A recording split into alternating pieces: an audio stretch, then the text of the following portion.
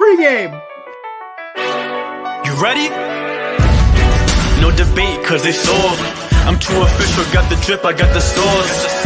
Bring the proof when it's time to tell the truth. I'll be at the corner booth, find me in the corner booth, yeah. Still standing and defiant. Slay the competition, cause I'm walking like a giant. Bring the proof when it's time to tell the truth. I'll be at the corner booth, find me in the corner booth, corner booth.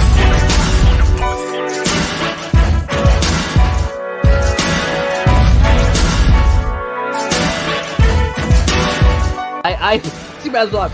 Kate, I feel like I have not officially said this. I've tiptoed around it. Kate, will you marry me? Do I have to answer now? Or No, you have time. You can think about it. You can think about a way to say no without hurting my feelings if you want.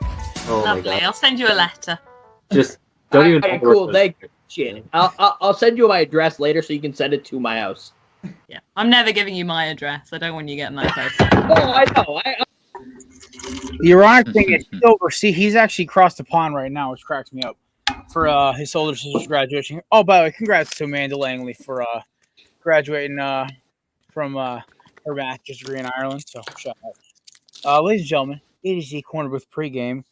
I'm wearing this fancy jersey because my Diamondbacks have scored like 7 runs since they pulled Miller Kelly out. And also because this is my, hey, I got a new credit card. I have to get some points somehow purchase. Is either those like absolute gasoline bucket hats that the NFL dropped this year for training camp. Yo, those are dope. I almost bought the throwback Eagles one last night, but I talked myself out of it. It would have been better than this one. Let's be honest. I do enjoy some throwbacks, though. I got a throwback Reggie Jackson one I wore to the last Mets Yankees game. Didn't give me any luck, but it was nice to wear. As you were my Johnson throwback, so I respect that as well. Awesome show today. It is actually our season 7 finale. Season 8 kicks off next week with our college football preview with special guest JD Davis. He's come out of retirement, at least for us. You know, he won't do it for anybody else. Dude did 2 shows on his own, realized being a podcast host is fucking awful if you don't know what you're doing. So he retired. He retired from my show. He retired from his. So with that in mind, he's coming back to do college football with us and me and Matt next week. So Matt's boning up as much as he can on college football over the weekend. I'm just watching more and more Miami highlight videos and getting myself more and more amped up. I feel bad for you guys in Miami. You guys have to deal with Ahmad Fawson out of Virginia. Boy, you want to talk about a redshirt freshman who's about to run all over the ACC? That kid is a stud. Waiting to happen. I will offer this to rebuttal. I think he's going to be nasty too. He's one of my favorite young guys in the ACC this year. But my biggest problem with Virginia is that they have all these weapons. They have all these great players that come up. They always have 1 or 2 good guys. But their biggest problem is they don't fix the holes that kill them. And for Virginia, the last couple of years, that's been stopping teams. Hey, at this point in time, I'm not rooting for Virginia. I'm not rooting for Virginia. I'm just rooting for Ahmad. I think he's a good kid, good story. One of my good friends, he actually coached back in high school. So, shout out to Mahler for coaching John Millage. Couple state titles in his time there with Ahmad. So not too bad. Shout out to me and Matt's boy Pat for this cigar from his stag party last weekend. Didn't even have to stop for one today, boys. Shout out to Jabberjaw last week for coming on the show with us and telling me that I looked like Ryan Fitzpatrick. I don't know if he's going to watch the show or not, but I wore the infamous shirt I was talking to him about yesterday, Fitzmagic. Yes. We need to get this needs to be a little more scraggly at the end of it. It was. I went I had to cancel my last barber appointment for work reasons, so it was very scraggly and not very kept up. So I got it tamed last week, but I was going 4 or 5 weeks without touching it, so it looked pretty Fitzmagic-y, I should say. Now it's nice and clean cut. It's impressive. Oh man, boys, I'm just what? Usually the season finale for we did it differently this year. Last year, the season finale was not a live stream. We kind of just took 2 weeks off. But the way the offseason went with Matt's schedule being crazy, my new job, we kind of eased into it. It's kind of awesome. We just got my boy Kelce on here, one of my favorite people at Value Sports. We could have had the love child of C3PO and Daniel Jeremiah come on too, but I just was like, you know what? dealing with Kelce's attitude is going to be enough for me today. I've had a long week. Hold on. You say Okay. that like it's a bad thing. You say like No, you it's don't not a enjoy bad my thing. It's not a bad thing. It's just DJ catches me off guard because DJ, I expect like literally like he's the Neuralink, like he's gonna be all calculated. Then he comes with something off the cuff that I'm like, wait, what the fuck did you just say? Welcome to my life. I'm You always always gotta be caught on your off toes with guard, that man. kid. Listen, he's one of my favorite people at Belly Up Sports. I love him to death, but he never, ever. I'm never ready for any of the shit he ever says, ever. So. No, so we're gonna be at Fantasy Football Expo this weekend. Small plug with the rest of the Belly Up Fantasy Oh, guys. nice. And so we're gonna be playing Beat the Brain, and by the way, DJ is the brain in case you didn't figure that out yet. I will we're try to gonna tune in random as much as possible. random The problem NFL is that- there, and we're Yeah. using Airtime app. If you guys aren't gonna be able to get down to Canton, check out the Airtime app, and we'll have that on there. But yeah, it's gonna be fun. I'm going to try to tune as much as possible. The unfortunate thing is I am also going to be in the adult football league game that day. So It's Oh, only great. an hour. You're gonna be, your adult football league is only it's on Sunday. It's Sunday, not Monday or not Are Saturday. you gonna truck another kid with a heart defect this time in Oklahoma, Joe? okay, that happened one time. Okay. Jared's gonna get who's got a heart condition? Line up. Line up Suspended square. for the next 3 weeks. Is I Corner still Booth talk podcast. about every now and then. I just slip that into like any of my friends or coworkers. I was like, "Yo, my boy, he trucked a kid with a heart defect with an Oklahoma Joe." And they're like, "What?" I was like, "Yeah, just you asked for a random fact. That's No that's my random mercy. fact." That's one of my favorite That stories was to tell rough. people I now. felt so bad because he caught. I was playing linebacker. We were playing like no pads tackle, like most dumb college kids do. And this kid caught a flat route, and we were just beating the snot out of their team, and I was out for a little revenge because a lot of the guys on that team, we were having a little riff about some stuff. So I had a bounty on everyone on that team's head, and I'd hit everyone except for him, and he came off on a flat route. I was playing middle linebacker, and I form tackle, drove through his rib cage, and put him flat in his ass. Hung on to the ball, though. I was actually really impressed because I had about 10 yards of forward momentum. You're not competitive at all. No. You didn't start Well, bounty gating I in get adult pissed football. off if like I don't beat my sales goal from yesterday, much less losing in a touch football game.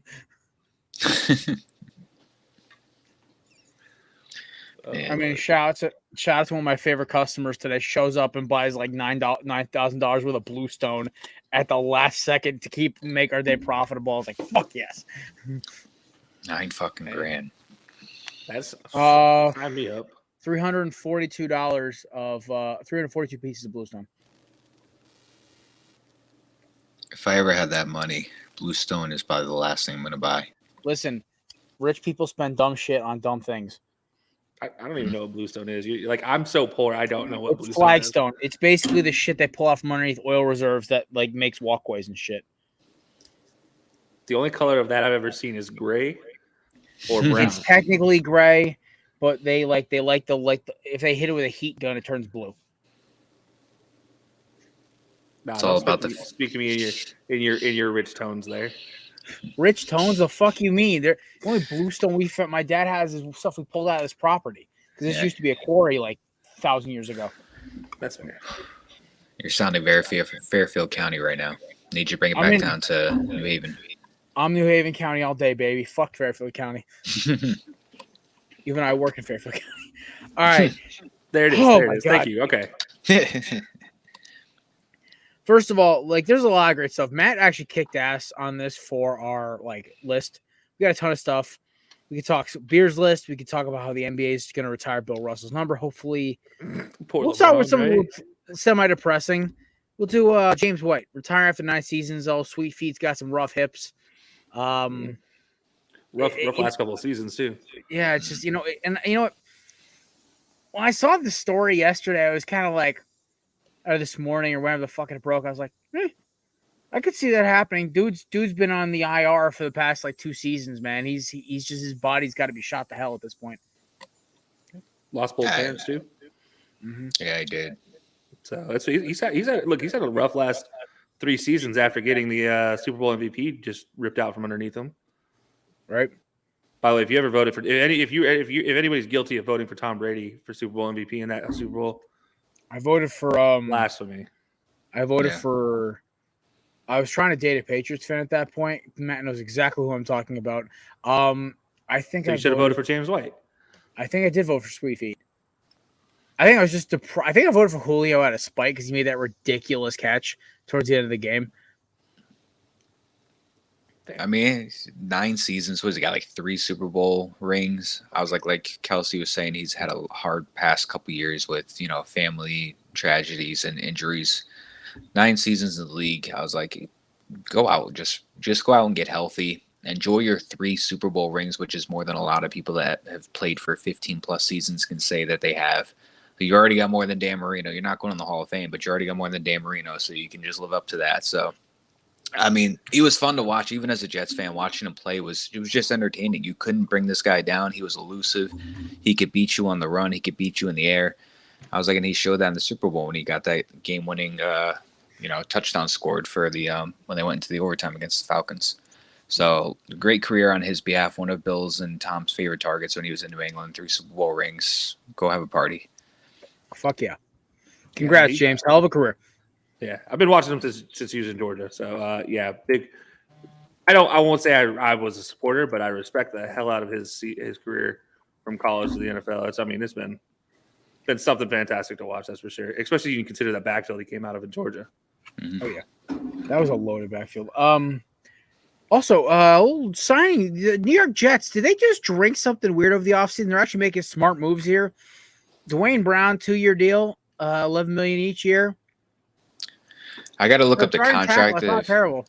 No, I've heard people say, look at how the money is divvied up before you make assumptions at the contract. So I'm assuming it's not as bad as it sounds. It's not like it's bad. I'm not going to complain about having a solid left. Oh yeah. But I'm not going to complain about having a solid tackle like this guy for 2 years. But it was the only move I think that was there to make, really. I mean, besides having a trade for, maybe, I know like Tevin Jenkins was available by the Bears. I know like Philly has made Andre Dillard available the last couple of seasons. I've heard somebody say go call San Francisco for Trent Williams, which they're not giving that guy up. But this was I think the one move that they can make to fix that issue.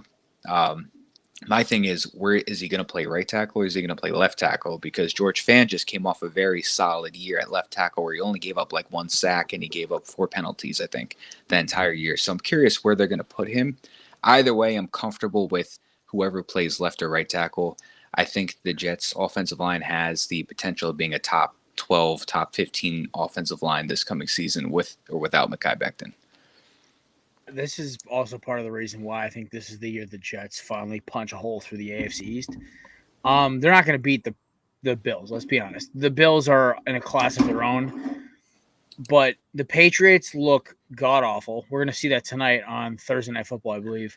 Well, they're saying Mac Jones isn't even playing. Well, it's not going to matter. Like, everything about this team, and Kelce, I know you're like me. You love looking at film. I don't like anything in this roster. The only thing that gives me hope for Patriots fans is Tyquan Thornton looks uncoverable in practice. But then again, like, they're not running bump and run that much on him. So, like, he might be one of those guys you jam with the line of scrimmage like Mike Wallace in his early years. He doesn't get off the line. So, I don't know. And the Dolphins, I'm not buying this Dolphins hype. I'm not. I think, like, they're gonna be in games, but I feel like Tua is gonna throw them out of games. He wants it perfect. And look, I think one thing about Tua is we all know what he is, right? He's a slants and curls, and he'll throw it up occasionally off of play action. And when he throws it up, he's pretty damn accurate with the ball going downfield to over 40 yards. One time a game, he hits Tyreek Hill for a 40-yard bomb. I'm not complaining if I'm a Dolphins fan, but no, I think the Jets this year. I don't think they're quite there. I think this is a great move getting Dwayne Brown. I think you're exactly right, Matt. I think where does he slot in? Does he slot in that right tackle, left tackle position? I think George Fant stays left tackle. I think since he's a fill-in, I think Dwayne Brown has to go to that right tackle position. 36 years old. I can't see him spending many more years as a bookend left tackle. So I think now is the time to move him to right tackle to get what you can out of him. It still shocked me Tevin Jenkins was even in the market, by the way. Chicago Bears, stop whatever you're doing. Just shut up and keep your team whole for a season, please. The Chicago Bears, the new Cleveland Browns. We'll get to that one later. But no, I think when you come down to this one, first of all, Mekhi Becton, ouch! Like the way he goes out, I'm this dude has had the worst first couple years I think I've ever seen for an offensive lineman. Like this is Greg Oden-esque in an alternate sport. Like when Greg Oden came in the league, this is exactly what happened. It was just a big guy just starting to fall apart. And this is like, but these aren't like structural injuries. These are like collision injuries that are causing him to go down.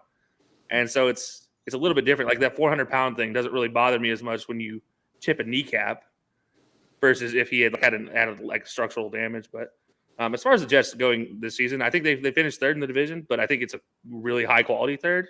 I think they're just a little bit away, just a little bit from getting that next step. But I think it's going to look like a great season. I mean, they have all the pieces offensively. The next step is defensively. Can you get solidified defensively and consistent? Like that's their step for sure. But yeah, I think the Patriots. You mentioned the Patriots, Jared. Look, there's a reason James White probably chose right now to retire, and that's because they don't have an offensive coordinator. That's a big step in there as well. I was talking to a couple of Patriots fans at me and Matt's buddy's bachelor party last weekend, and they were all saying the same thing. They were all talking sports to me. Some of these guys, one of the guys was a retired minor league baseball player who played up in Boston, and he was like saying to me, he goes, and I'm like, "Is this the year y'all lose it? Like the Bills like lost it?" And he goes, "No, we already think Bills lost it. Like there's no fucking way. Like Patriots fans are freaking out right now. Don't let the man who is famous with the name of Kevin tell you not." Oh well, we could bring Kevin into this conversation a little bit later when we talk about some fan bases, but I'm gonna say this right now. I love Kevin to death. Happy he's enjoying himself over across the pond right now. But I'll say is this: I do not trust anything that's happening with Bill Belichick right now. I think every Patriots fan should be fucking terrified. I really do. I don't know one Patriots fan, honestly, right now that I can name off the top of my head that's confident going into next season. They all, like you guys are saying, Boston Connor. Yeah, the feeling's mutual besides Boston Connor, but everybody's pretty much like my closest Patriots friend that I talk to on a daily basis is like, I don't know what Bill's doing. I don't understand the decisions he's making. I don't know who's calling plays. I don't know why those two guys are going to probably be the ones calling plays, but I don't feel good. Nobody looks like they're good in training camp, and I've yet to really trust the Bill Belichick draft in the last recent years, but we'll see what Tyquan Thornton pans out to be. I like him, but I just overall as a team, the defense got weaker. I feel like the offense really didn't get too much stronger. So it'll be, You waste your first round pick on a guy that's not even going to see the field for 6 weeks. Yeah. I'm sorry. I like Cole Strange after I've gone back and looked at film because I didn't know who the guy was because I'm thinking he's a fifth rounder, Yeah. And I still won't get over what Sean McVay said.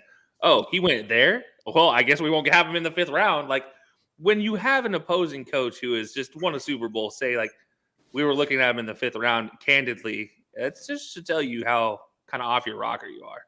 I don't know. Like it was, I think Bill has not had a single quality draft in the last 5 years.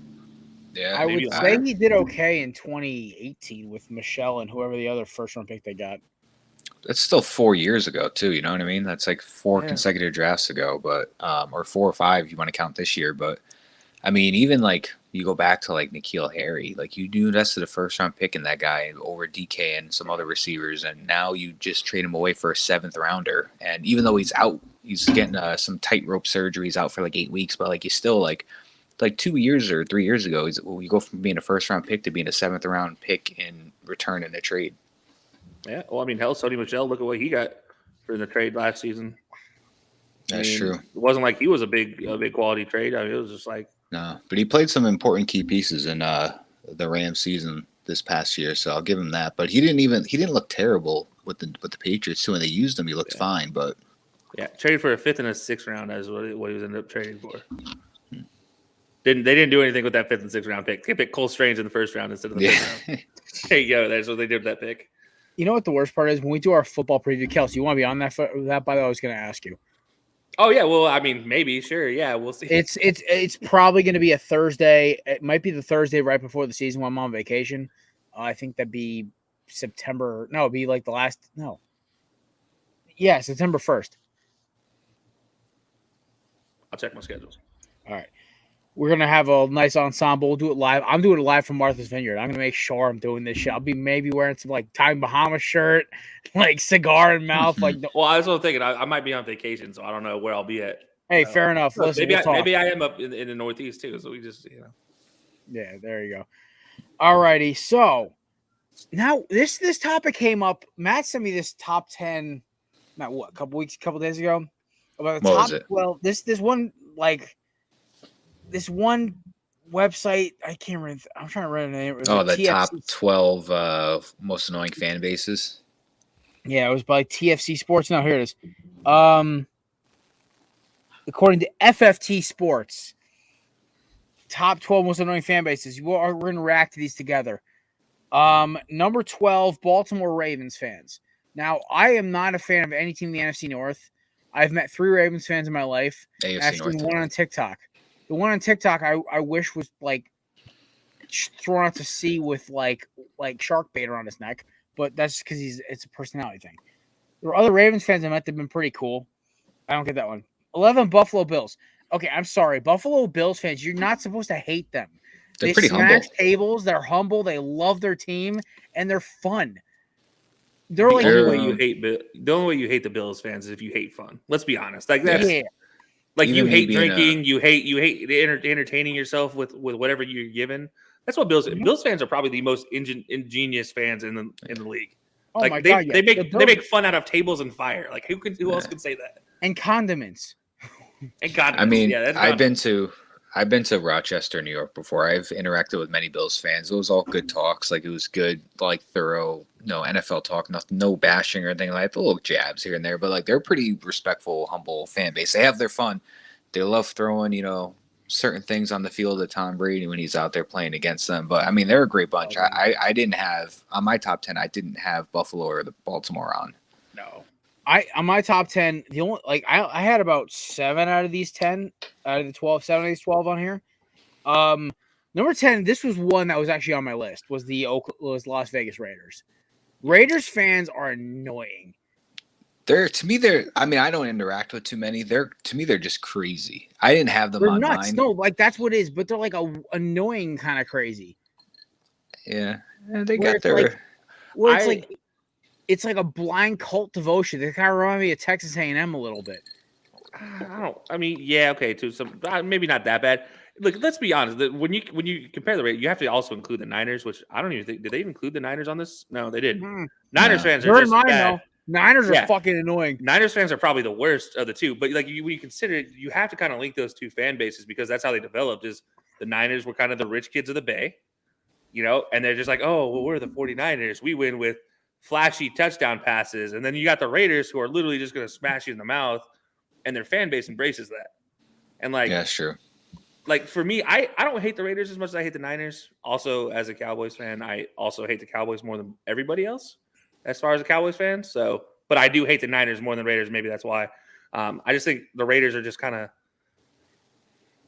especially now that they're in Vegas, it doesn't feel the same. I don't feel like there's a black hole in Vegas. Like I don't feel as intimidated by going to Vegas as nowadays. They're just like, we're in Vegas, we're partying too much. Like, All right. We're going to speed run these because I know you guys want to give your top 10s. 9 Buccaneers. This is bandwagon fans. That's a layup. They're not even annoying to me. 8 Commanders fans. They're like every NFC East team's like dumb cousin. We love them. We pity them. no, we wish don't. them No, we don't. No, we don't. Oh, I forgot. Don't- Cowboys you fans. shut They're up. just like that little You brother. shut up and you do not include them. They are terrible. Oh no! See, the thing is, Washington fans are terrified of Eagles fans. That's why they're so like.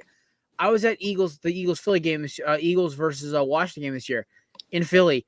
Dude, I saw so many Commanders fans, and they were like, honestly, like they were like kind of scared, and it was hysterical because we're like all like I was nice to a couple of them. We were 2 sitting next to us, and they were actually really fucking chill. They're like, yeah, we know we're fucked, but we're gonna put up a good fight. We love Heineke. We love Scary Terry. I'm like, you know what? I feel bad for you, and I feel bad that your owner is maybe one of the worst human beings I've ever seen own a football team since like, what's his name from the Dodgers back in the day. Oh yeah. Yeah, okay, fair enough. But like at this point, it's like I feel bad for them, honestly. I like with the Cowboys, like Cowboys fans, I understand where they come from. Also, I quote Jerry Jones on a daily basis because as a salesman, I say you never regret paying for good quality. It's a Jerry Jones quote. It's in his autobiography, and I've said it 1,000 fucking times. And trust me, it hammers a sale home. Trust me, especially when you're a little more expensive than ONG. Touche. Yeah. But no, listen, like I don't get the Commanders one. I really don't. I think they're annoying, but they're like not like that bad. They're only annoying when they're good, which is very rare. So They're always annoying. Here's one that's in my top 5. Cleveland Browns fans. I pitied them most of my life, and then I met annoying Browns fans, and I said, nope, no more pity. Fuck you guys. 6 Giants fans. Giants fans are blue collar as hell, but like they're like the Giants fans I know are blue collar as hell. I don't know these like rich boy Giants fans. I've met a couple of them and I hate them. I don't really talk to them. Giants fans to me, I know, Matt, I know you got some opinions on Giants fans. So we'll wait till your top 10. 5 Chiefs fans, totally get that. Chiefs fans like a cult. You love yourself some Colts. Packers fans, yeah, I get it. We get it. You guys won the first Super Bowl. Your team's named after Lombardi. 3 Cowboys fans, yeah, they're in my top 3. 2 Patriots fans, they're in my top 3 as well. And then, of course, 1 is my fraternity. The misspelled Philadelphia Eagles, by the way. Did you notice that they misspelled? Oh, my God, there's 2 L's in Philadelphia. What the fuck? Wow. Yeah. They're that bad. That's how disrespectful they are today. Terrible at spelling grammar. Kevin can back this up. But I would never misspell the greatest football city in the world. Get the hell out of here. All right. Oh, will you shut up with your greatest. You guys contain Temple University, and they play the sport of football, but that's a questionable sport of football. Home of the great Muhammad Wilkerson and Robbie Anderson. All right. We're going to do these rapid fire. So you give your 1 through 10, and we'll react to them quick, and we'll move on because we're already 26 minutes in. Kelce, you're the guest of the show. Give me your top 10 worst. All right, I'm starting from the bottom going up. Number 10, Seattle Seahawks. Number 9, Denver Broncos. Number 8, the Las Vegas Raiders. Now Las Vegas Raiders. Number 7, the Pittsburgh Steelers. Still can't. They're still trash. Number 6, 49ers. Number 5, the Giants. Number 4, Commanders fans. Number 3, Patriots. 2, Cowboys. And 1 by the hair on my chinny chin chin is those dirty Eagles. I can give you a whole reason for every single one of them. I can give you a reason for every single one of them. And like the Seahawks, they forgot who they were. Let's not forget you guys were the trash of the Northwest. Yeah, and you guys got one good run. Shout out to our dog Kendrick for being that Seattle fan. Dude, the Broncos fans are just as bad too. Okay. They forgot who they are. You got your guys' 2 best quarterbacks are from the Colts. Like, congratulations, Indy gave you 2 Super Bowls. Jesus Christ, he's not kidding. All right. Matt, go. All right, starting from 10 down to 1, I've got at 10 the Tennessee Titans, at 9 the New York Giants, at 8 the Minnesota Vikings, at 7 the Pittsburgh Steelers, at 6 the Carolina Panthers, at 5 the Seattle Seahawks, at 4 rounding out top 4 Miami Dolphins, 3 Dallas Cowboys, 2 Philadelphia almost said Phillies, wow, Philadelphia Eagles. And number 1, obviously, the Detroit. No, I'm joking. The New England Patriots. that got a jerk out of Jared. He was like, "Hold on, what?" No, New England. It will always be number 1 for me. I just, obviously the fan base has to be. As a Jets fan, it makes sense. Yeah. All right, for me, number 10 is the Kansas City Chiefs. Loud, obnoxious, and in the home of the Chiefs, the end of the national anthem just bugs the hell out of me. Also, they treat Mahomes like he's a god. 9 Packers, guys, come on. Nobody gives a fuck about titles that were older than like equal rights for all races. Number 8 is the New York Giants. I don't fight with Giants fans a lot. They're like a tiny sect of them that piss me off. Mostly, I can diffuse a bond when they come in hot because I'm an Eagles fan.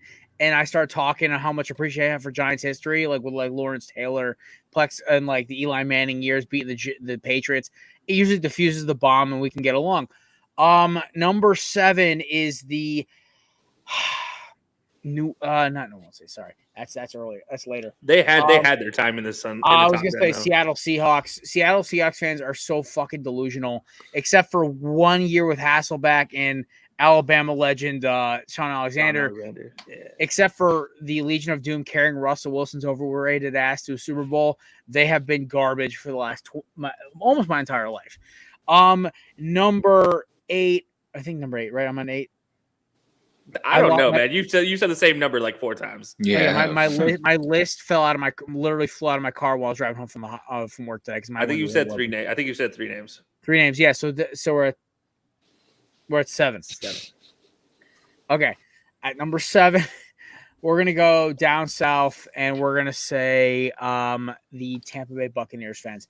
Buccaneers fans are annoying because they used to be cool. Like Bucs fans back in the day when it was like the John Lynch years were like awesome because like these dudes were like around for like that nasty defense by like with Simeon Rice, Derek Brooks, Rondé Barber, like that. Those now these new Bucs fans are fucking annoying.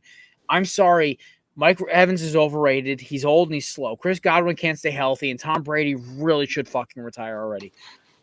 I don't know if Mike Evans is actually overrated. Dude's had a 1,000-yard season every year of his career. It can't be overrated if you have a 1,000-yard season every year. Listen, he's also had 3 of the most productive throwing downfield quarterbacks of all time, or 2 of them all. No, Jameis. You can't call productive if you have it. You can't call productive if you just throw as many picks as you do touchdowns. 30, you cannot be productive, baby. Buccaneers fans annoy the shit. Also, Tom Brady not productive throwing deep downfield. I was gonna say number 6, 49ers fans. Shut the fuck up. The 90s are over. You guys can't finish.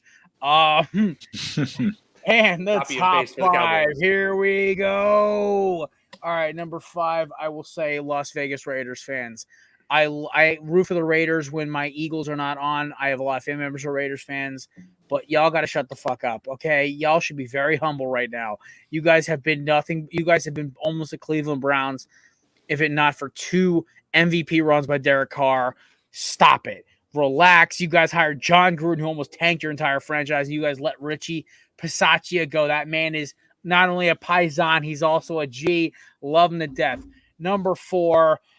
Oh, my God. It's going to kill me putting them this fucking high. It's New England Patriots fans. It's only because I don't care.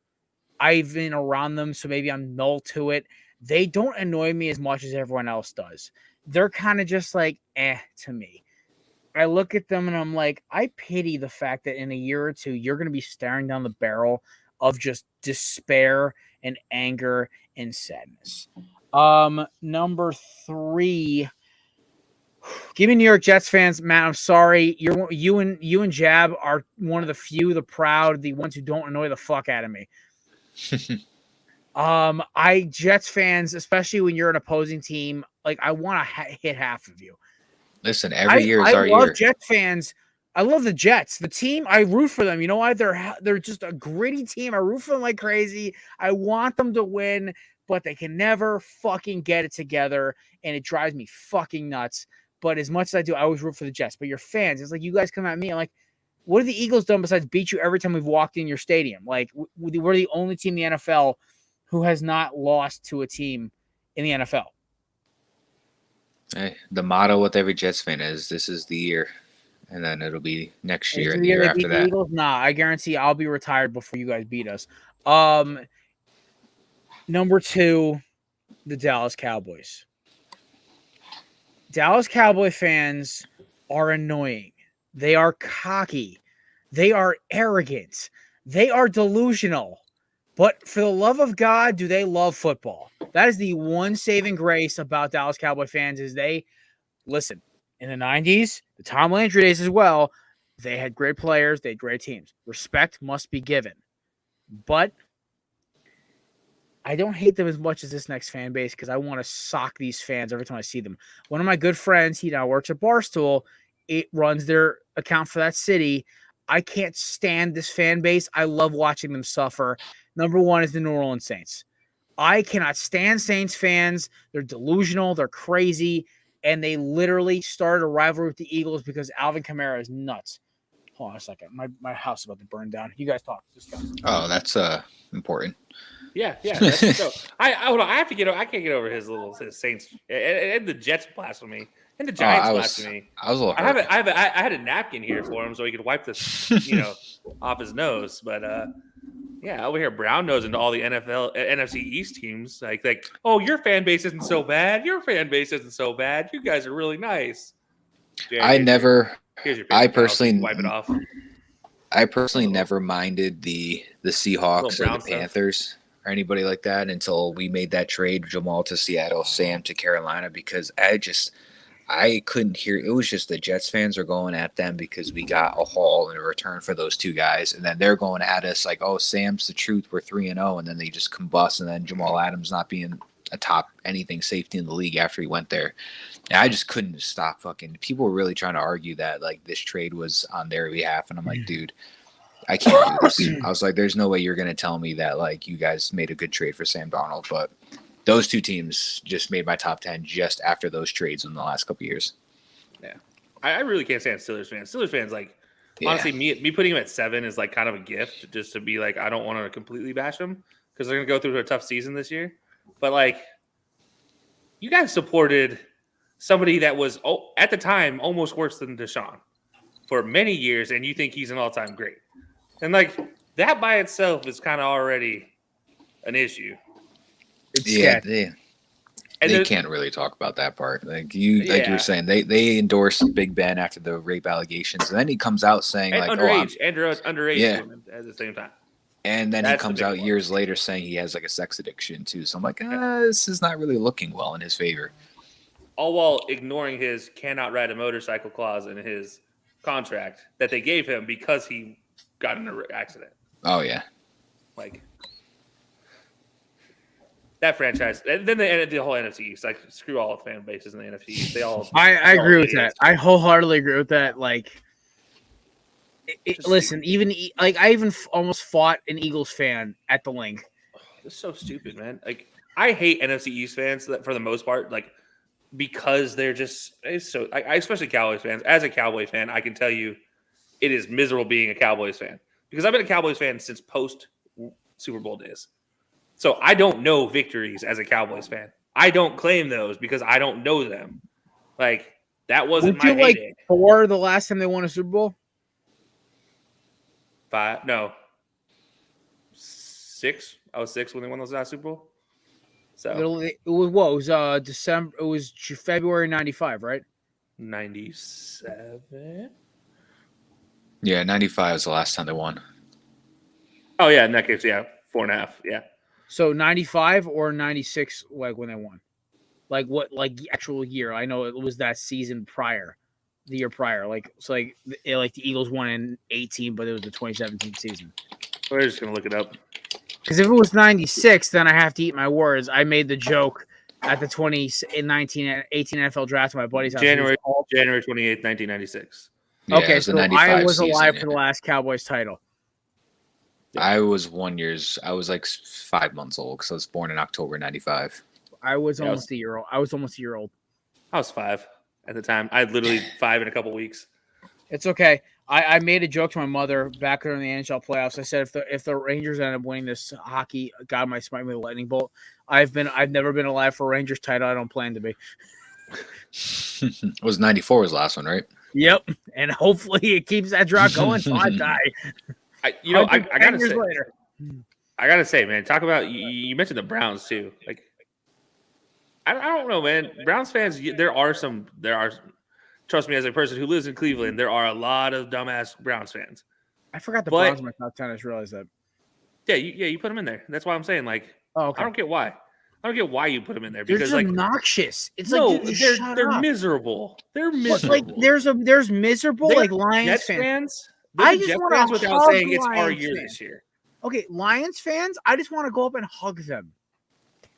Shout out to Mike and Zach, because every time I see them, I want to go up and give them a hug. I feel bad. But like Browns fans, I'm like, dude, go fuck yourself. All right. I would feel bad for you, but you're such a jackass. I don't feel bad anymore. Well, it's just the alcohol and them talking. Well, that's also true. Yeah, what team has been picked on more than the Browns though? Like, yeah, they made a lot of dumb decisions. But there's been no team that's picked on in the history of their organization more than the Browns. True. Like, you think about that. Like, the Jets have made the equally as dumb decisions in their career. Oh yeah. And If yet they're New they're York not. markets, they kind of skate by because New York media bullies them enough.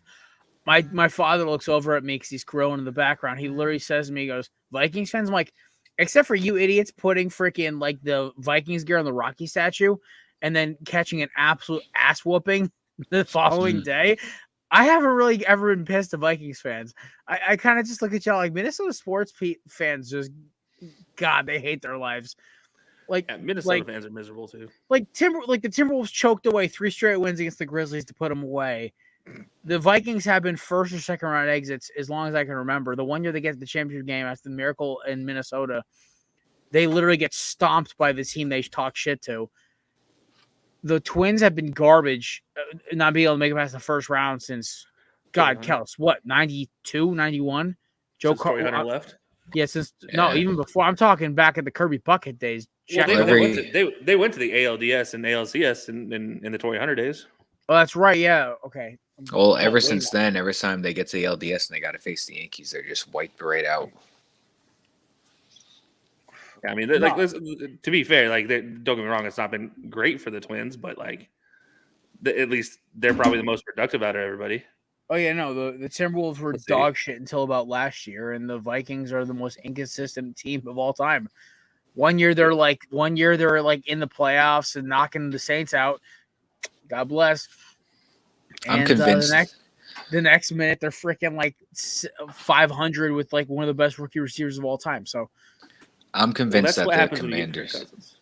Yeah, I was gonna say I'm convinced that the Commanders they just missed Kirk Cousins because they just went out and got a Carson Wentz who was pretty much Kirk Cousins, just a little younger. Kirk Cousins with a little better arm and worse decision making. A lot more picks. Yeah, but it's a guy that gets you 7 or 8 wins, 9 wins maybe if you're lucky. But just fair. If you learn how to hand the ball off, maybe. Like, not everything has to be a pass, and not everything has to be a pass over 12 yards. You have a top 2 running back, and you check out of runs. That's scary. No. Top 2 running back with a top 5 offensive line, even while injured, and you're going against a bottom 25 defense against the run, and a top 10 defense against the pass. And you're going to, you know what? I'm going to check into a go route with Zach Pascal, who's ironically now in Philadelphia, which cracks me up. Yeah. So, Matt, you put this in the chat. I want to talk about this. We're going to move on, obviously. This was great. We're going to talk, obviously, in a little bit about the best places to have beers. That's our main event. That is our main topic. We're going to talk about that in about 15 minutes. Antonio Brown's in the news. Matt, why don't you fill in the people about this? Oh, man. Let me get this fucking quote. It's amazing. All right. Let me adjust this. All right. Antonio Brown recently put out a statement with his biggest regret of his playing career. And I quote, where is this thing actually? My biggest regret in my career doesn't involve calling my general manager a cracker or showing up to Raiders camp late in a hot air balloon with frozen feet or throwing rocks at the UPS driver. It definitely doesn't involve taking off my shirt during a victory lap around the Jets Stadium mid-game while throwing up the deuces. This is a legit fucking quote. My biggest regret is that I'll never get to see me, Antonio Brown, play a game live. Sure, I can watch the game afterwards, but I can't imagine what that was like for all of you guys to see something like that, like watching the Beatles or Jesus perform at Red Rocks. And then he signed the statement, sincerely, AB. So Antonio Brown's biggest regret in his playing career is not any of the stupid shit he's done the last 2-3 seasons. It's because he just wishes he could have saw himself play at his best while sitting on the couch. Described it as Jesus performing at the Red Rocks. I will give him for his credit. When AB was at his best, he's one of the best receivers I've ever seen. Oh yeah, it's just. But oh, man. This dude is certifiably marble shot, like done. Like I think Vontaze permanently severed his brain from a spinal column, and now it's just free flowing stupidity coming out. It's just the fact that he included in the beginning. It's not me calling my GM a cracker. He's like, that's not my biggest regret. He had to include that. That was just the icing on the cake to me. I was dying. Still, my favorite AB moment is him drop kicking the Browns punter in open field. Oh yeah, it's so unnecessary on all things. But I think I think it's funny though. I think Antonio Brown before he became AB was the best receiver I've ever seen. The moment that ego got involved, And they talk about it with every receiver. They got to have an ego to be good. It's absolutely true. But if it's how good can you keep that ego under check before it goes awry? And we saw that. I mean, look, you don't do the things that Antonio Brown or AB did in the last couple seasons without being a little bit something's loose there, like ego wise or whatever. Somebody's telling him, yes, that's a good idea, and I want to find out who that person is because I need to just be like, you took away the best receiver in the game from us. Period.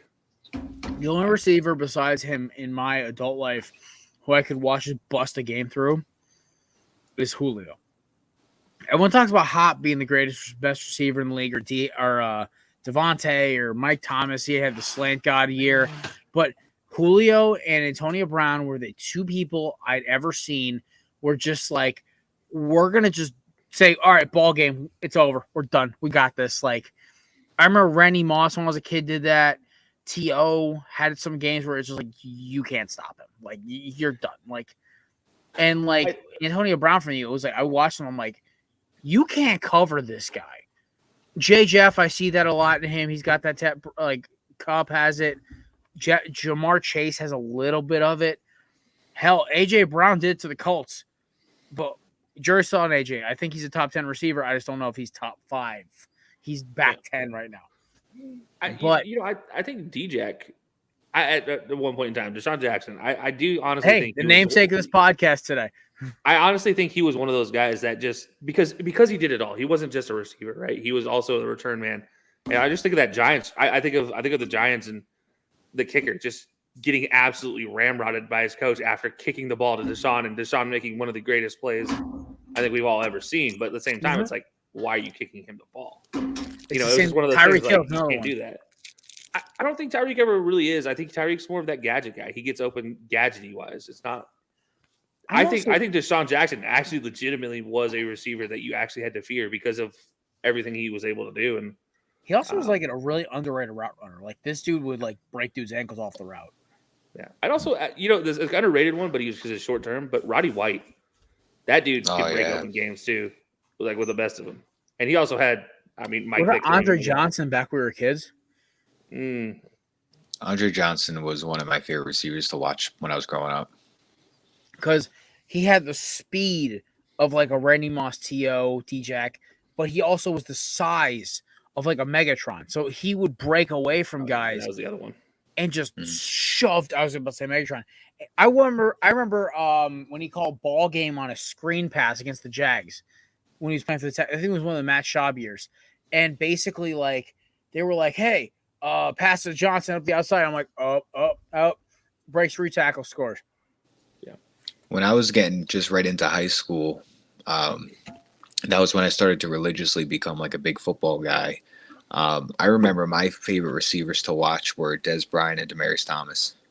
Those guys in their time in the mid to late 2000s were the top receivers in their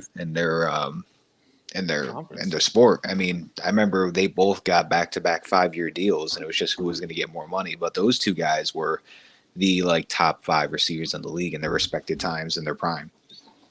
Demaryius is going to be rest in peace, Demaryius Thomas, first of all. But secondly, like, the guy coming out of Georgia Tech, I don't know what it is about Georgia Tech during that era, but you put out Demaryius Thomas and Calvin Johnson, 2 of one of the just most athletic receivers I think I've ever seen. Obviously, Calvin Johnson, the only player I've ever seen get triple teamed on the line of scrimmage and still break through for a catch. Still absolutely insane to me. But Thomas, I remember watching that game live. I could not believe. I'm like, they're really lining this dude up. It was who are they playing that game? I want to say, it wouldn't surprise me if it was the Eagles. No, it wasn't Philly, but it was. They had green in their jersey, so it was either the Phillies, the Dolphins. Like, it was the old school Dolphin, the aqua green, I think. Okay, it might have been the Dan Campbell days too. Honestly, yeah, it wouldn't have surprised me. But we were talking about Hard Knocks about 30 seconds. So that's perfect. Yeah, but I think Demaryius Thomas, man, what he was able to do after he caught the ball, because his routes weren't crisp by any means, but after he caught the ball, good luck bringing him down either between his strength or his speed. I mean, good luck. He had it both, and that's, I think, an underrated part of his game that forever was why Tim Tebow was successful with Demaryius Thomas and why Peyton Manning was like, oh, I'll happily throw that guy the ball. Big, strong, fast, did everything right. Yeah. All right. Speaking of Hard Knocks, I am okay. So everyone knows I'm a Birds fan. Root for the Raiders because my uncle and some of my family members are Raiders fans. If the Eagles aren't on, the third team I will be rooting for this year is the Detroit Lions. I always kind of like the Lions. I always liked Stafford, Megatron. I even liked Roy Williams back in the day, pre-Cowboys years. Love Javid Best. Was a big Darius Slay fan. Dre Bly. When Slay went to the Eagles, I was the happiest kid alive for about 30 seconds, and I realized we're still fucked because Carson was our quarterback.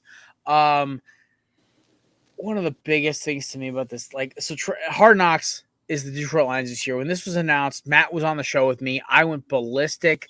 I was so excited. I'm like, I love Dan Campbell. This man is everything I needed more in a football coach.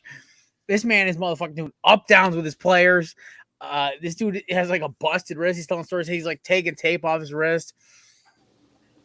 So shout out to my boy Scotty Kaiser. He of course does the haters review of Hard Knocks. The problem is this year you can't be a hater of Hard Knocks, even if you're like a Packers, Vikings, or Bears fan. You gotta love how this team is just like they know they're in the shit pit.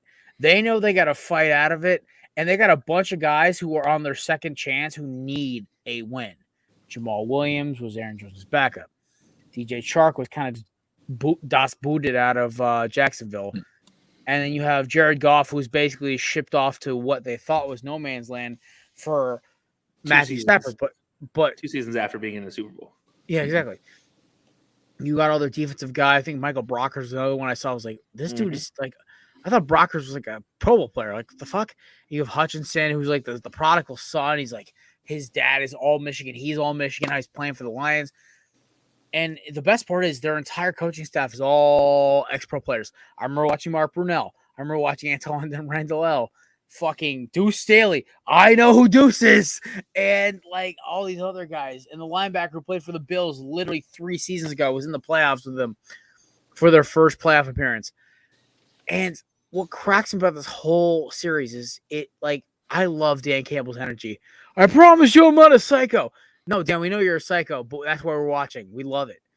Jamal Williams' speech, Matt said it best to me in the text. I would run through a wall for this guy. I mean, I would too. The Lions got their heart ripped out 1,000 times last year. I think they were in every single game except for about 4. Yeah, 13 games decided by 1 possession or less. That's insane to me. And their tie last year, like, dude, I put down $30 in the Lions to win that game because I knew the Steelers were out without Big Ben, and I'm like, yo, give me the Lions, brother. Give me the Lions. And they gave me my money back because they're like, dude, it's a tie. We can't take your money away. You took the money line. Yeah. I took the line. I took the Lions on the spread on that one, and I took them to cover. And I have never been happier with a single bet in my life. I was just like, because I had been banging the Lions drum all last season. And that's why we're such good friends, because you and me were both like banging this Lions drum, like freaking like it's like hitting a gong. Like I wanted to see them win, man. So close. It was so close. The NFL I got my money. I got my money. That's all I cared. So everyone talks about how like college football is more fun when USC and Miami and Oklahoma and Texas and Alabama and Auburn. They're all good. All the premier programs are good, right? A team that makes football more fun in pro football is the Lions, because the Lions were so shit for so long, but everyone wants them to win. You can't hate Lions fans. You can't hate the players.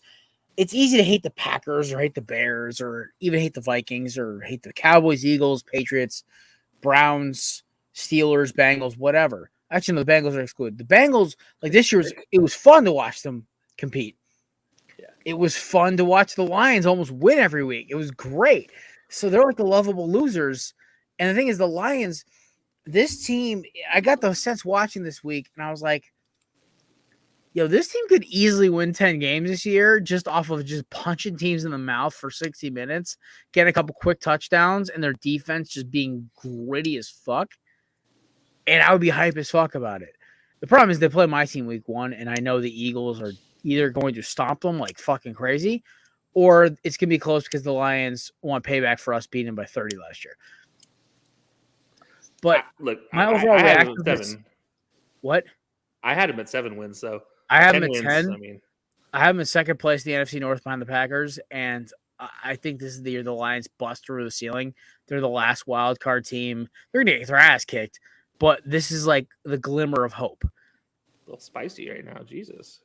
I mean, I said this on my bold predictions like back in March, but I'm banging the drum for the Lions. I think they're gonna be a fun team.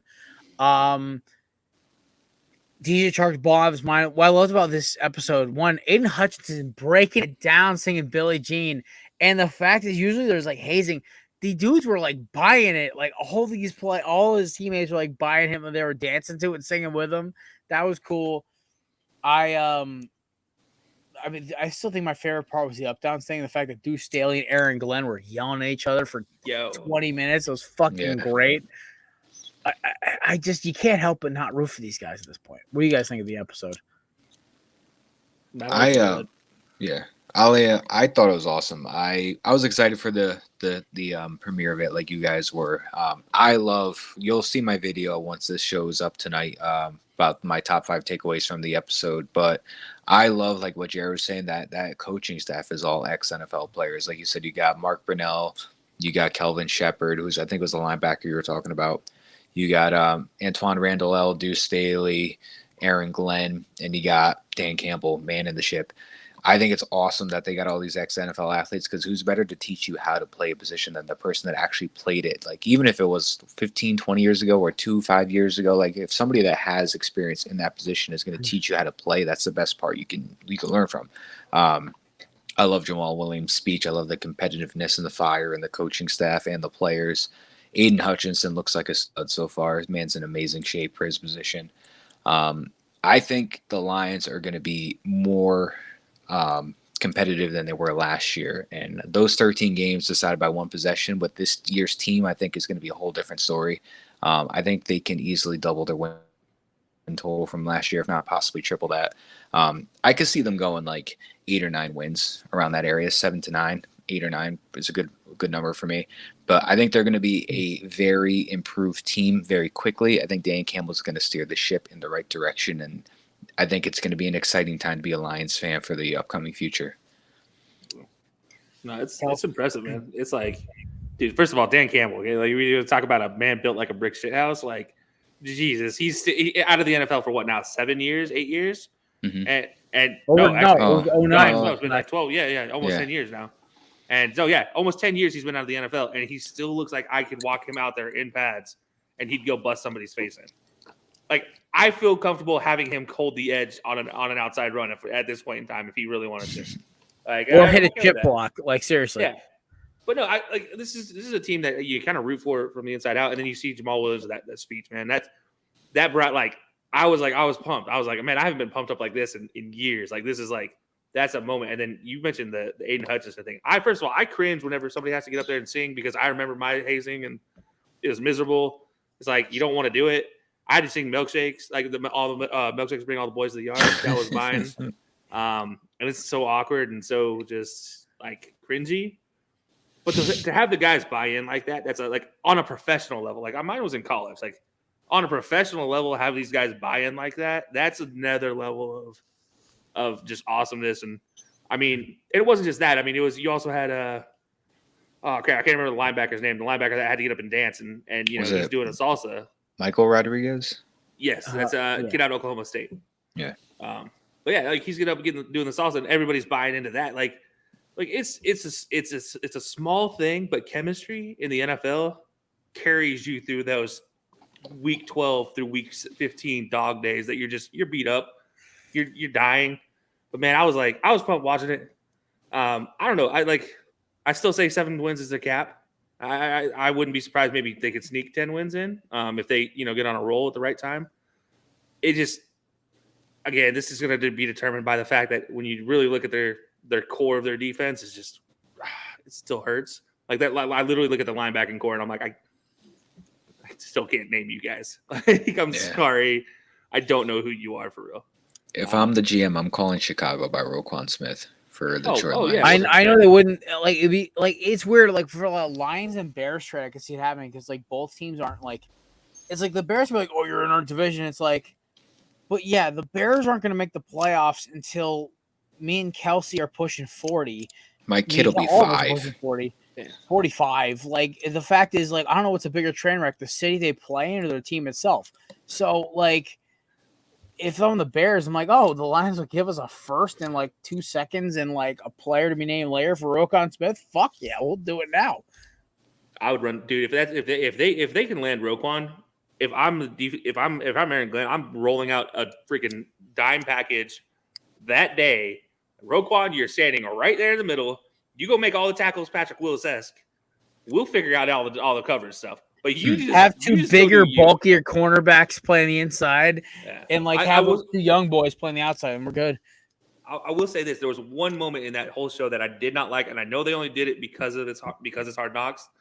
But when the coaches are in the room, the defensive coaches in the room, like, yo, did we hit it on Aiden? Like, don't show that in episode 1.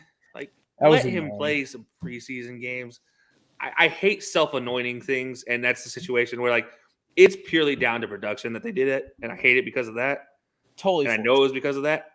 But at the same time, don't put it in until, like, the last episode. I think the last episode coming out of preseason, if they had said that, okay, yeah, that's acceptable. But, like, dude hasn't played a preseason game yet. But I did love the rivalry between him and Penei Sewell. And I love what Penei Sewell said. It's like, look, he's good. Like, I can't deny it. Like, he is iron. Iron sharpens iron. Like, that's how we get better. We all know that. But when he was giving him compliments when he's on the field and, like, actually, like, talking about his hesitation move and his dip his shoulder and how he actually burned him on the outside that way, that's high level stuff that you're getting from that's a second-year player that's giving compliment to a rookie. You know, that's something that's underrated in all this. All these young guys that we're talking about, they're all second, third, fourth-year players that are still got years ahead of them. So, oh yeah. All right, y'all ready to talk some beers? Always. All right, so instead of us ranking our individual ones, because I know that would be great. Here's the thing: like, this list had a lot of them. We're to see what they're missing. That's the biggest thing to me. I want to see what this list is missing. So with that in mind, Barstool came out with a list ranking the best times to have beer. Right? So, listen, this list is okay. So I'll read it in order. Number 10, pregame beers. Number 9, morning beers. 8, tailgate beers. 7, boat beers. 6, sporting event beers. 5, darty beers. 4, beach beers. 3, free beer. 2, shower beers. And 1, the next beer. Couple thoughts. I'm not the biggest shower beer guy. I love it occasionally, but it's not like the be all end all to me. Also, because I think I'm also a freezing cold shower guy. So the last thing I want to do right now is slam a beer while I'm sitting in a freezing cold shower. Shower day after beach day. Shower beer after beach day. That's when the shower beer hits right. Or let's say you were playing, like I played in a couple of adult softball tournaments, and you play in like 3 games in a day, get home and dog ass tired. You're like, I just want to relax after this shower. You get that shower nice and warm. You crack open your favorite beer. That's good. I wouldn't rank it 2 though. I still think free beer needs to go up a little bit higher. Free beer should be 2. Free beer should be 2. No, free beer is 1. Free beer is 1. Like no, because better than free beer. The next beer, next beer. The feeling of cracking that next beer, you have another beer, that is amazing. One beer I'll put in is only for people who live on coastal areas. Is clamming beers. So Matt experienced this. Me and my family do this every year. We go out into the bay. We go clamming for fresh clams. My sister makes the best linguine clam sauce ever. Me and the boys and my brother-in-law and some of my sister's friends, some of my friends, we all go out with my old man, pack a cooler with about 36 to 40 beers in it. And that cooler is dog shit empty by the time we get back. And we start at 8:45 in the morning and we don't finish till about noon. And we're out in the water, waist high. It's clear. It's nice. It's refreshing. The beer's going down. And you're just doing something simple as pulling clams out of the sand. And it is amazing. That is one I'll put as an honorable mention. I think it's an experience everyone should do at least once. Beach beers slap. Wouldn't that count as a beach beer or a boat beer? Sort of, but it's more of an active. I don't know. Morning beers, it depends. Listen, like St. Patty's Day parade morning beers, Those hit. Yeah, when you go Plus to my a sporting birthday- event, those Yeah. good. Sporting event beers hit. Parking lot sporting beers, like tailgate beers. Oh, Sporting event beers, like, so when I was at the link, okay, I gotta give the link some shit. Their beer distributor fucking blows. Like, the best beer they had there was Landshark, and I was like, this is just depressing. I got one for you. I don't know if you guys ever done river floats, but river floating beers. Like when Yes. you're in the floats, those I don't know if those count as a boat beer as well, but like I feel like No. they go under their own category. That's a No, whole nother those do not level of count. just like that hits right. I think, and I think also end of the day beers. I think end of the day beers should be up here in the top 5. oh yeah. Yes, After a end of the hard day day of beer work. should be 3. Like, when I came home, I sat down, and the first beer I cranked was this 9.5% triple IPA. That hit better than any beer I could ever drink because you know what? That was relaxing. A holiday beer. I'd say bachelor Yeah, party holiday. Ooh, both of those are good actually. Holiday beer. and Holiday beer bachelor slap. party. Like, me and my brother-in-law have this tradition. We buy this special beer that is from Chicago. We get it sent in, and it's our first beer every Christmas Day. It's a winter IPA. It is brutal. It is 99 IBUs. It is the bitterest hoppiness a beer can get, and it just hits every time. Like, I don't know if you guys have these type of families, but Irish family here. So Polish. Italian. family reunion beers. Yes. See, mine is wine, so it's with the cousins, like with the cousins, getting the cousins together. Oh my and God. the family reunion beer, and you get the couple uncles that still drink, like that don't get the fancy shit. Yeah, like getting us together. That one hits different too.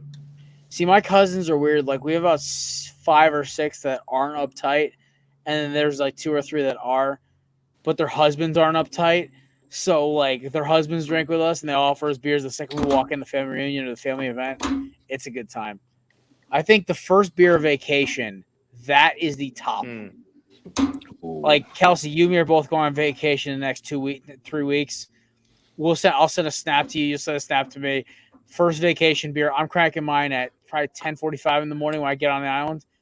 I'll be honest. I don't know if it's gonna be a beer for the first thing I crack. It might be something heavier. Like I got a bottle of mezcal that I've been waiting to try at this point in time. Oh, I got a third of a bottle of smoked maple from last winter. But it tastes so. It's smoked maple knob. It was in special edition. It is so good. It tastes like maple syrup and whiskey at a baby, and it is perfectly blended. That was my 4th of July drink of choice. But I'm gonna try to save the rest. I'm going to try to save the rest of it for the vineyard. I'll throw a nice little flask. But I think a beer is tradition. I have to have a beer on when I get out there. So a 10:30 beer sounds about right. That's fair. I don't know if you guys. There's certain places I have to have a beer when I go on vacation. I get that actually. I don't know if you guys ever experienced this, but whenever one of my family relatives goes on a vacation, they need somebody to stay at the house and watch their pets or anything like that. My aunt always stacks the fridge downstairs with like Stella. And I'm not a big beer guy, but I enjoy a nice Stella Artois every now and then. But like, I love just like anybody's like, can you watch my house and take care of my pets while I go on vacation? By the way, when you get there, the fridge downstairs is filled with beer. And I'm like, what? And I go down there and it's got like 4 or 5 different types of beer, all like 6 or 10 of each one. I'm like, this is amazing. This week's going to be fucking amazing. The I did you a favor beer. That's what it is. The I did you a favor beer. The like, or you help somebody move and they buy you a yes. The help somebody like that. That's one to be like the post manual labor beer. And like I don't even have to be with that person anymore. As long as they gave it to me and it's still cold, I'm done. But I do think 4th of July, Jared, you mentioned 4th of July. I think 4th of July by itself, I know we said holiday beer, but I think 4th of July by itself deserves its own beer. Like that day hits different because now that I've actually had the day off, like when I was younger, when I didn't get it off when I was working retail, it was a different story. But like now that I have the 4th of July off, it's like, oh yeah. The celebratory, like big event beer. Like you got a new job or you just got engaged or, you Your just got podcast a had 1,000 downloads. What? Your podcast had 1,000 downloads. Yeah, right. It's like you ask the boy at bar to celebrate the boys. That beer hits. It doesn't matter if it's a fucking Yingling, by the way, or it's like a fucking double IPA that's like $10 a fucking can. It doesn't matter. That beer hits hard. Your team wins a big game beer. Mm-hmm. Like I'm feeling that right now. My team just came down from being 3-0. Our ace just got shelled, or not shelled, but he got kicked. He had to go after 5 innings, and then we come back score 5 in the 8th inning. We'll see. That beer tastes better. Pool beers. Beach beer. I think that qualifies as a beach beer to me. Okay, no, because pool beers are different. I don't really like. I haven't been in a pool in like almost 20 years though. Like one of my best friends, he has a pool, so I go in there all the time. I'm in a pool drinking beer like every weekend. Ooh. So like vacation pool beers. Actually, I haven't because I was like, hold on. I know there is a difference because I have been in a pool in vacation when I went to Mexico. There's a pool and there's a bar in the pool, and you just float right up. I'm already floating because I'm a big dude. I'm floating right up and I'm getting my beer and I'm sitting on my belly, sipping while I'm floating. I don't think there's ever been a more relaxing time. The beer that chases the shot of whiskey. The hair of the dog. Ooh. Well, listen, I've come to discovery the best chaser for Jack Daniels is Coors Banquet. What about the gaming beers? Like when you're after like a long day of work and you're just wanting to play Warzone for like 4 hours. Playing some Xbox Online and you just want to hit some beers while you're playing. Those beers hit. Just make sure they're lower in alcohol because those beers go down fast. I made that mistake once. I got up. I'm like, oh boy. There was one time me and Kevin did this Madden League during the pandemic. It lasted. We made 27 seasons in Madden 19. There was one time I had a game. Everyone's like, Jerry, you're last to play. I got back. I got dropped off from the bar from my buddies. I had about maybe 10 beers already. I had 2 more with me in my like on my nightstand. This was like just as the pandemic was starting to lift. Like you could walk into a bar with a mask on. I was trashed. I sat there, won a Madden game, 15-6 in Madden with my team with a 97 overall rating and a 99 overall defense. 15-6 was the final score. I had 2 missed extra points and a field goal. That was my game. That was how I won. It was ugly. I threw 4 interceptions and 3 fumbles. No injuries though. Is Mike Davis a Raven now? Yes. Yes. All right. He just got. That's why I drafted Tyler Algiers in like every league I've ever like been in. Just curious. I just saw that. I saw the number 20 in the Davis, and I saw this guy trip at the line of scrimmage and get 1 yard. I was like, "Yep, that must be Mike Davis." That's Mike Davis. Yeah. No, what about yard work beers? I think those qualify somewhere. Like post, like those are almost like guaranteed. Post, like doing some mulch in your yard or whatever. That shit slaps. Yeah. Like I'm not a big beer guy, but if I'm gonna like rake the leaves or like mow the lawn for a couple hours, like I expect something cold in my hand when I'm done, not water. Yes. And we're missing. We can't really. There's not much we're missing, right? Oh, grilling beers. Cookout beers. I think just cookout beers. Like you're on the grill, you're cooking, you need a beer. I actually grill and have a smoke while I'm fucking grilling usually. So what is your guys' like?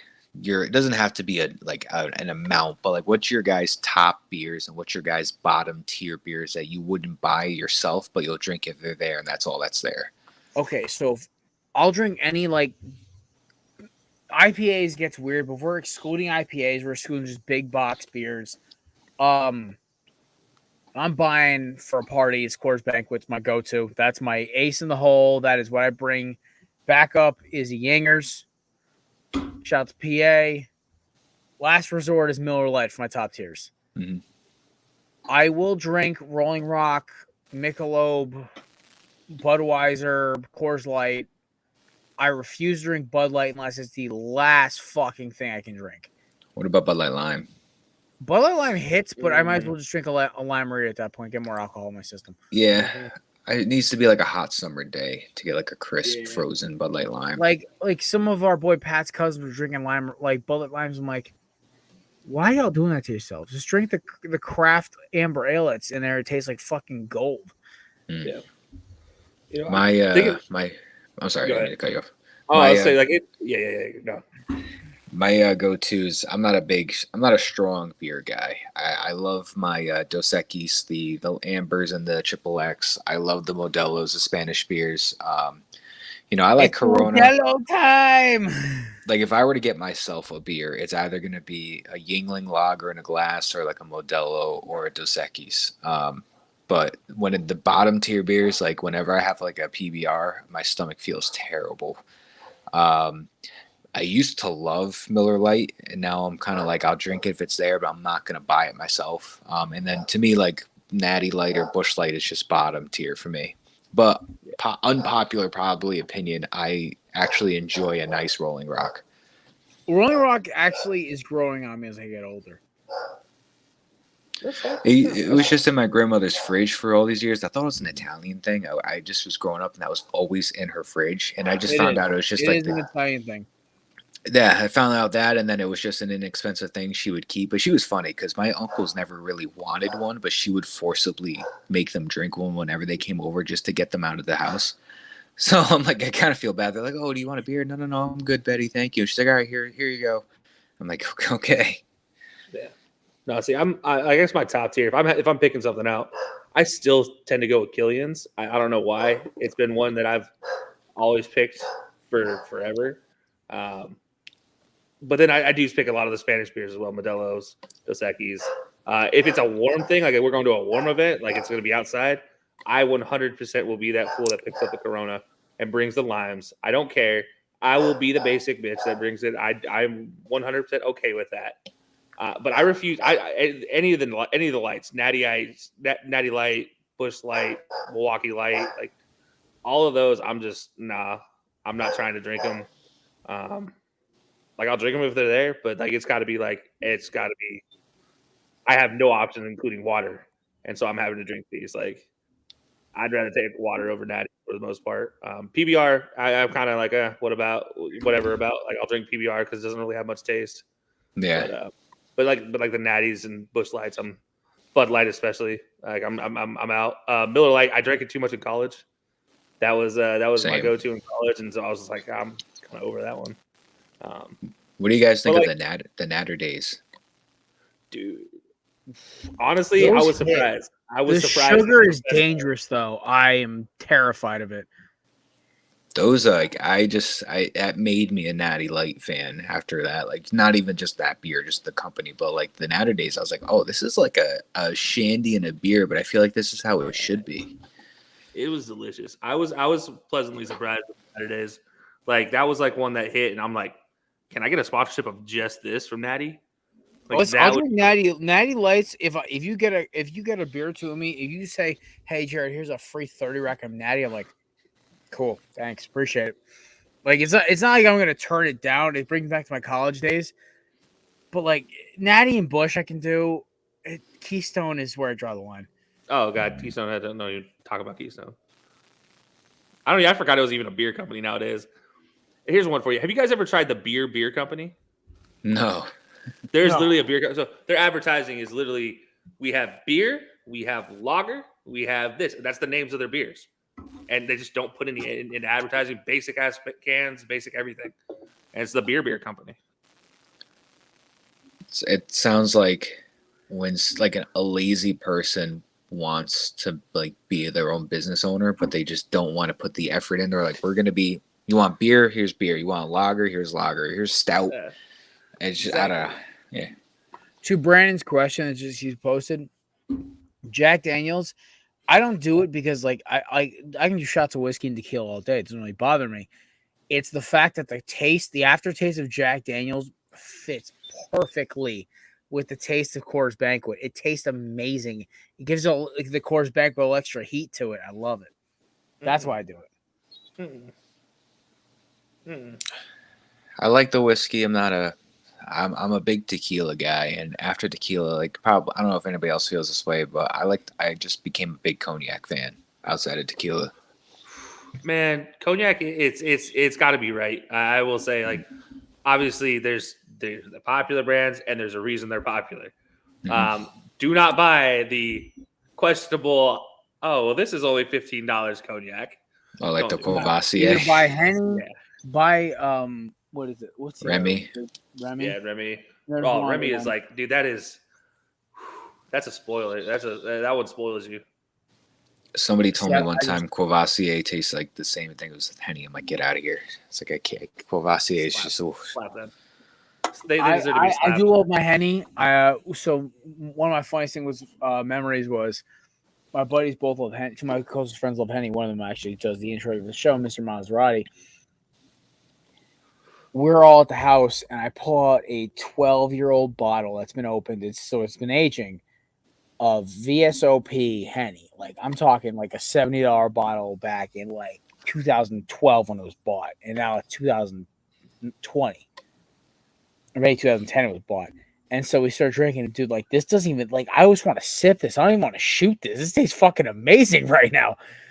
So like I will good cognac, but like straight Henny, I'm getting away from it. I used to love it. Now I'm like I'll drink it, but it's like I'll take it over tequila. But that's It depends like on bad the tequila. Bad tequila. Yeah, like yeah, I'm bad talking tequila. like Cuervo Gold bad tequila. Anything's over bad tequila. Honestly, I'm at that point in my life. It's like if it's bad tequila, I don't want it. You ever had the pure white Henny? Yes. No. What? That's a So thing. it's I think it's like a Caribbean thing. So like I've only ever seen it in the Bahamas. Yeah, I've only ever seen it in the Bahamas, and we brought it back. But my mother-in-law had one. She had it aging for 3 years. I took 3 shots. I had food in me, everything, just 3 shots, and I was hungover the next day. One, I was feeling great, and the next day I had just a splitting headache just from those 3 shots, and I had food in me. I was drinking water. There's something about some white Henny, if you let it age for a few years, like you only need a few shots and you're done. Well, It's strong. I found what I'm going to try. Yeah, it's like book a cruise to the Bahamas and just go to the nearest package store. Yeah. It's going to be the most expensive flight for alcohol I've ever had in my life. All right, boys, you got about 8 minutes left. Y'all ready to hit this dartboard? I'm ready. We got some hot takes here. Do we? Do we? Do we have some Matt, hot takes? Matt, I feel like you got something waiting for me. I can go first if you need me to.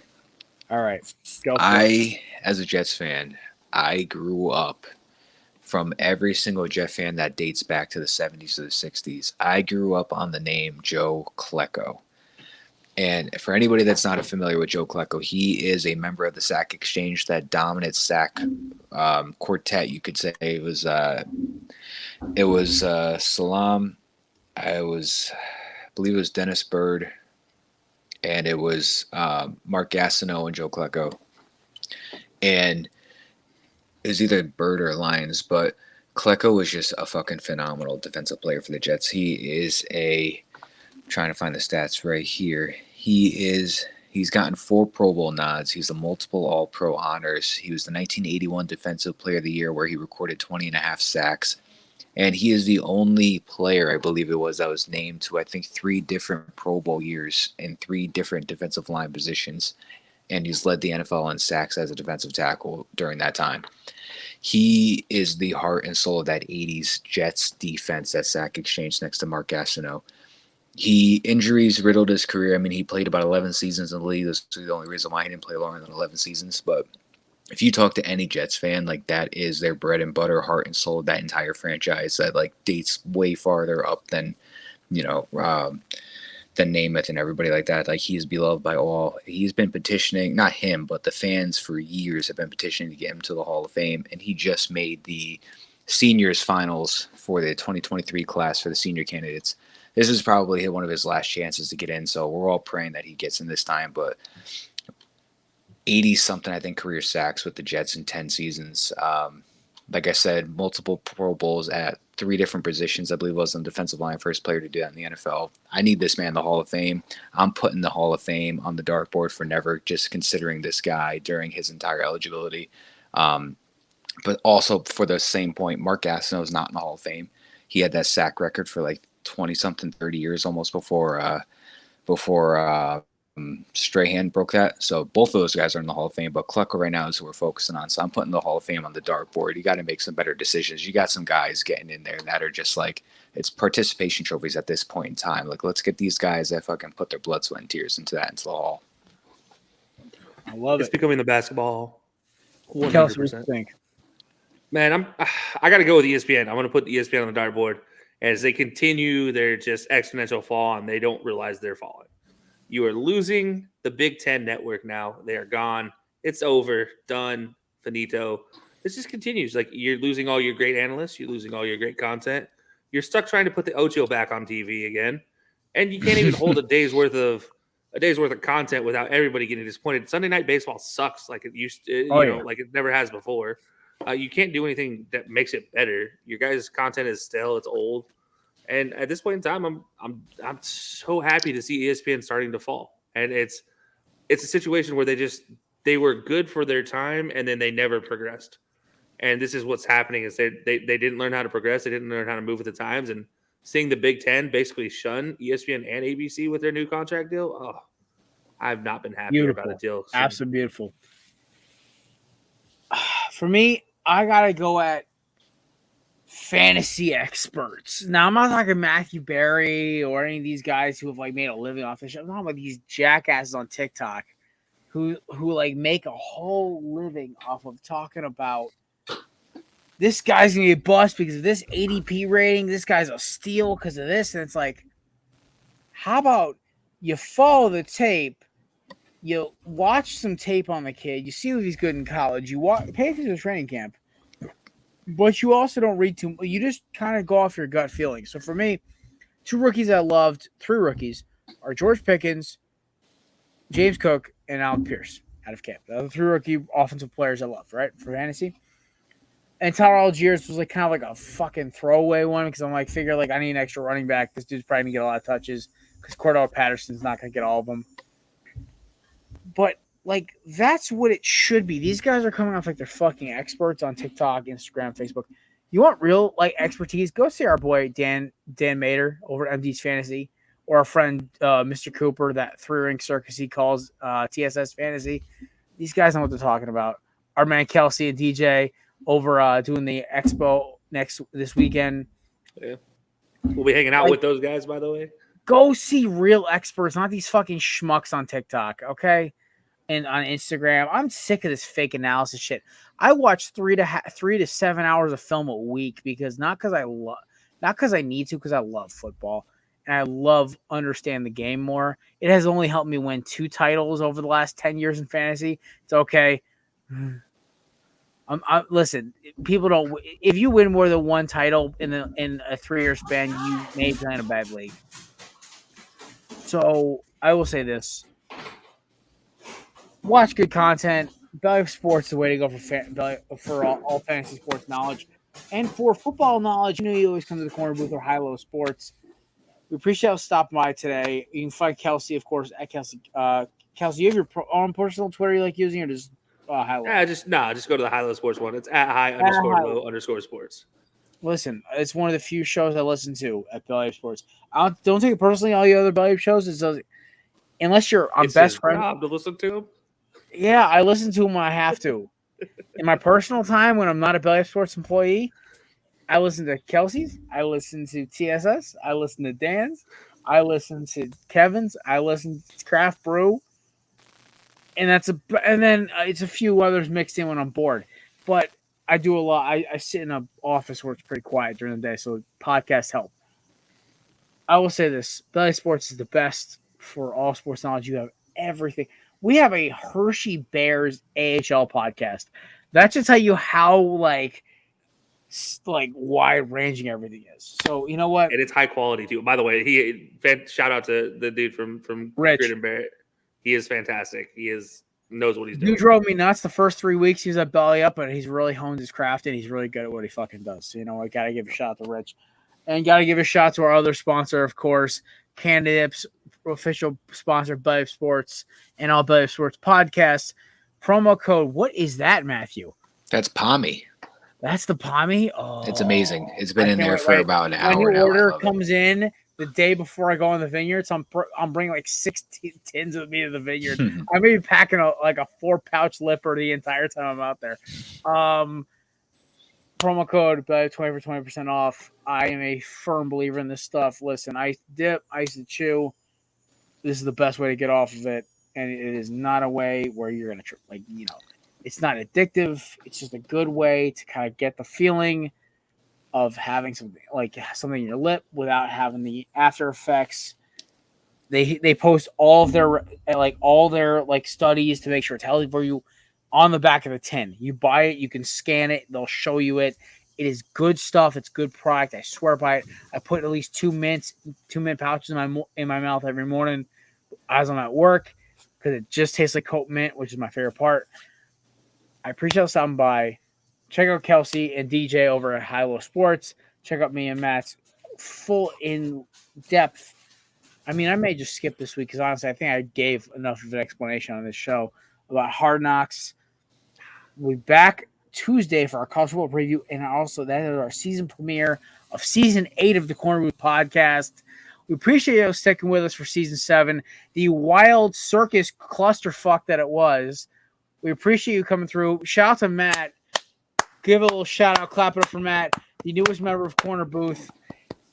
Came in my darkest hour, mid-season 7, has kicked ass since he's got here. If and when Belliot starts paying me and Kelce and the rest of the guys who help run it, Matt's getting most of my paycheck because he's been bailing my ass out for the past 3 months. Appreciate y'all stopping by. Shout out to our sponsor, Each Official and Canada Dips. Hope you all have a great weekend. Do not drink and drive. Drink responsibly, and go Diamondbacks. Peace.